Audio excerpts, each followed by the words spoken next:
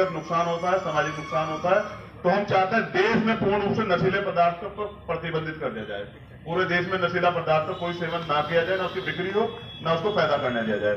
तो एक बड़ा मामला है, धार्मिक स्थलों का राष्ट्रीयकरण होना चाहिए। जो मंदिर बने हुए पूरे देश में, उनसे जो आय होती है उन्हें देश हित में लगाया जाना चाहिए। वो किसी व्यक्ति, प्रत्येक व्यक्ति या प्रत्येक परिवार की जिम्मेदारी नहीं है, पूरी देश की आमदनी है, उसको देश हित में लगाया जाए।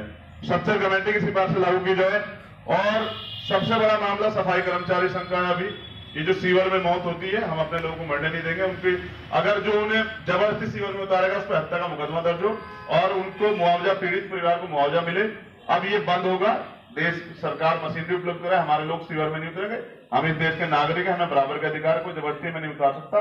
जो ठेकेदारी प्रथा चल रही है उसको भी खत्म कराने के लिए हम लोग काम करेंगे। एक बड़ा मामला है, आपको समझना पड़ेगा, देश के कमजोर वर्ग को असला नहीं प्रोवाइड किया जाएगा। उनको लाइसेंस देने के लिए जो नियम है वो बड़ा मजबूती से जो है इसको इतना मजबूत कर देगा कि आम आदमी, गरीब आदमी असला ले ही नहीं सकता, उसको लाइसेंस नहीं मिलेगा। कितनी सारी फॉर्मेलिटीज है। तो मैं चाहता हूं कि मजबूत को मजबूत करने से बजाय जो कमजोर है उसको मजबूत किया जाए। इसलिए असले की व्यवस्था, लाइसेंस की व्यवस्था दलितों को, पिछड़े आदिवासियों के लिए ज्यादा मात्रा में प्रायोरिटी पे कराई जाए, जिससे अपनी सुरक्षा स्वयं कर सके। तो तब अगर हमारे व्यक्ति में हथियार होगा तो हमारे व्यक्ति को कोई जो है मारने काम नहीं करेगा। सबसे बड़ी बात, अभी हमारे जेएनयू के प्रेसिडेंट कह रहे थे कि बार बार सुप्रीम कोर्ट से हमारे खिलाफ जो है इस तरह के फैसले आते हैं। तो उसका सबसे बड़ा उदाहरण है, न्यायपालिका में आरक्षण की व्यवस्था होनी चाहिए। क्योंकि जब हमारा प्रतिनिधित्व वहां नहीं होगा तो हमारी बात ही वहां नहीं होगी। तो हमें स्वर्ण जो जज वहां बैठे जिनका एक ही तरह के लोगों को कब्जा है, हम उस कब्जे के खिलाफ है। कोलोजियम खत्म हो, judiciary service commission, world judicial service commission बनाया जाए। नियुक्तियां के लिए टेस्ट हो, टेस्ट के बाद जो है जो भी सब लोगों को मौका मिले कि सबके हक की बात हो, क्योंकि ये गलत है। न्यायपालिका में आरक्षण के लिए हम लोग मांग करते हैं। अब बहुत जरूरी मामले इस देश के लिए, इस देश में वर्तमान में सेंटर में भाजपा की सरकार है और ऐसी कमजोर सरकार कभी हमने नहीं देखी, ना सुनी।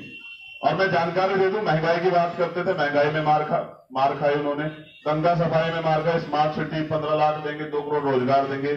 जीएसटी की बात हो, राफेल का मामला हो, राफेल के तो देखो कागजात गोपनीय कागजात चोरी हो गए। अब देखिए कितना कमजोर प्रधानमंत्री, कितनी कमजोर सरकार।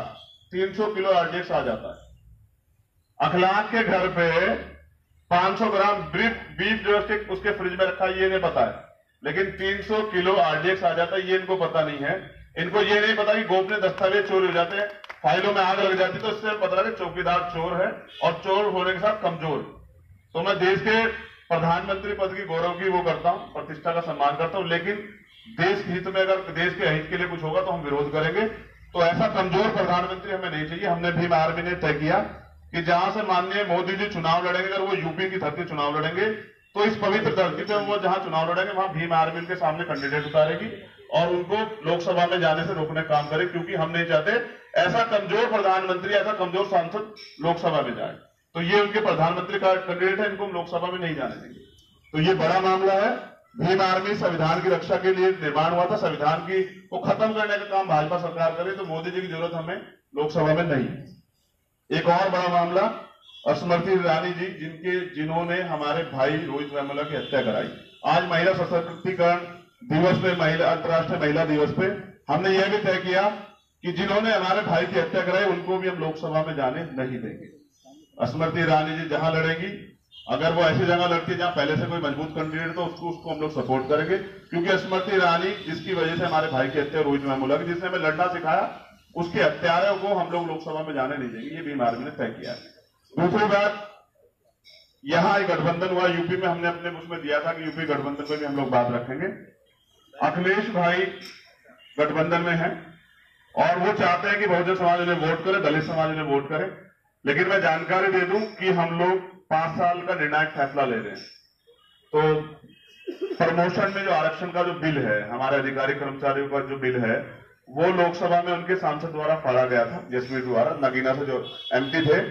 तो बस हम उनसे जानना चाहते हैं, वो स्पष्ट कर दें हमारी वोट लेने से पहले कि क्या वो इस बिल के समर्थन में है या आने वाले समय में हमारी वोटों से चुन के उनके संसद जाके हमारे इस बिल का विरोध करेंगे या उसका समर्थन करेंगे। ये हम उनकी तरफ से जानना चाहते हैं, क्योंकि हम वोट का अधिकार बाबा साहब ने हमें लड़ने के लिए दिया, गुलामी से मुक्ति के लिए दिया, इसको हम किसी को ऐसे नहीं देंगे। हम उससे सवाल करेंगे, सवाल करना हमारा अधिकार है संविधान में। तो हम अखिलेश भाई से पूछना चाहते हैं, वो बताए, स्पष्ट कर दें कि वो हमारे दिल के साथ है, हमारे अधिकारी कर्मचारियों के साथ है, क्योंकि 58,000 डिमोशन किए उन्होंने। सबसे पहले उन्होंने सुप्रीम कोर्ट का आदेश लागू किया, तो हम उनसे जानना चाहते हैं हमारे लोग साथ खड़े हैं, वो इस पे जो उन्होंने किया उस पर उन्हें ग्लानि है या नहीं। और दूसरा एक सबसे बड़ा मामला उन्हें वोट देने से पहले कि माननीय मुलायम सिंह यादव जी का एक बयान आया नेताजी का, जो उनके फादर भी हैं, उनसे जुड़े हुए हैं समाजवादी से, वो मुस्लिम हित की बात करते हैं। उनका फैसला, उनका एक स्टेटमेंट है संसद में कि मोदी जी दोबारा प्रधानमंत्री बने, हम मोदी जी को रोकने का काम कर रहे हैं, वो मोदी जी को दोबारा प्रधानमंत्री बनाने का काम कर रहे हैं, अब उनको कैंडिडेट लोकसभा घोषित कर दिया जाता है। तो बस मैं जानना चाहता हूं समाजवादी पार्टी अपनी नीति स्पष्ट करे, अगर वो उनको प्रधानमंत्री जनाब बनाना चाहते हैं तो हम उनको वोट क्यों दे, क्योंकि वो हमारे वोट लेके अगर प्रधानमंत्री बनाने के लिए भाजपा की मदद करेंगे तो हम तो भाजपा के खिलाफ ऐसे आदमी को वोट देंगे, हमें क्या फायदा है। तो मुलायम सिंह जी का जो बयान है उस पर अखिलेश यादव जी अपनी स्थिति स्पष्ट करें कि वो क्या चाहते हैं, ये क्या राजनीति है। हमारा वोट लेके वो भाजपा को तो नहीं मजबूत करना चाहते, उनको स्पष्टीकरण देना पड़ेगा कि वो हमारी वोट लेके जो उनके सांसद जाएंगे उनको भाजपा को सपोर्ट वो नहीं करेंगे। इसके लिए वो लिखित में दें, तब हमें लगेगा कि वो हमारे विश्वास पात्र है, क्योंकि वोट हम किसी को ऐसे नहीं देने वाले। बहुजन समाज पहले से अधिकारों की लड़ाई लड़ रहा है, धार्मिक लड़ाई नहीं है।